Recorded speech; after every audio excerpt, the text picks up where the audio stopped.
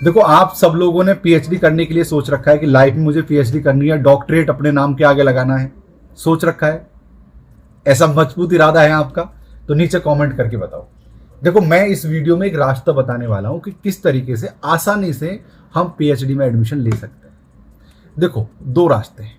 पहला रास्ता ये कि आप एमए करो और एमए के बाद में किसी विश्वविद्यालय का एंट्रेंस एग्जाम पास करो और एडमिशन ले लो। दूसरा रास्ता कि आप एमए करो या एमए के साथ साथ नेट जेआरएफ की एग्जाम दो, नेट जेआरएफ पास करो और पीएचडी करो। अब आसान कौन सा है और सफलता किस में ज्यादा मिलने की संभावना?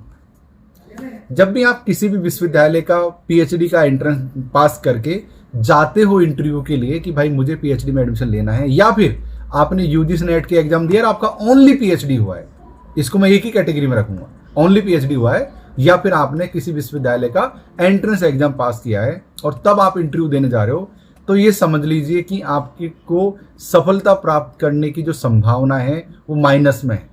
बहुत कम संभावना है कि आपको, कुछ लोगों को सफलता मिल सकती है, अधिकतर नहीं मिलती है। कारण कि मान लो कि आपने केवल एंट्रेंस पास किया है या केवल आपने पीएचडी पास किया है, तो आप इंटरव्यू देने गए, आपके साथ साथ ऐसे लोग भी गए जिन्होंने नेट पास कर रखा है, जेआरएफ पास कर रखा है, तो जाहिर सी बात है यार, उनको वरीयता दी जाएगी और दी भी जानी चाहिए।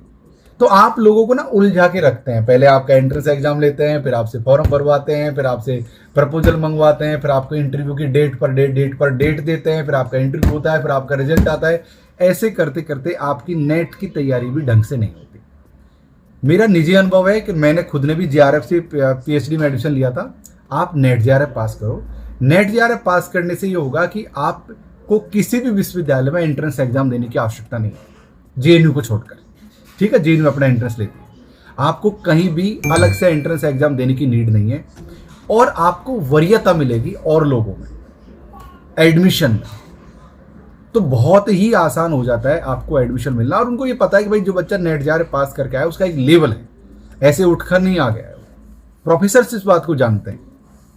तो मेरी ये सलाह है, अपना प्रोफेसर पर जाओ, अपना प्रोफेसर एप्लीकेशन पर, वहां पर यूजीसी नेट के लिए ढंग से क्लासेज को ज्वाइन करके अच्छे से पढ़ाई करो, और पहले एग्जाम नेट जेआरएफ के एग्जाम पास कर लो, और उसके बाद में आप चुटकी में पीएचडी में एडमिशन ले सकते हो। ये ध्यान रखो, जो मेरा खुद का पीएचडी में एडमिशन हुआ है वो जेआरएफ के दम पर ही हुआ था। एंट्रेंस के भरोसे तो पता नहीं मैं क्या हो जाता मेरे साथ, समझ रहे हो आप? तो जेआरएफ करने से रास्ते बहुत ज्यादा आसान हो जाते हैं। बहुत शुक्रिया, थैंक यू।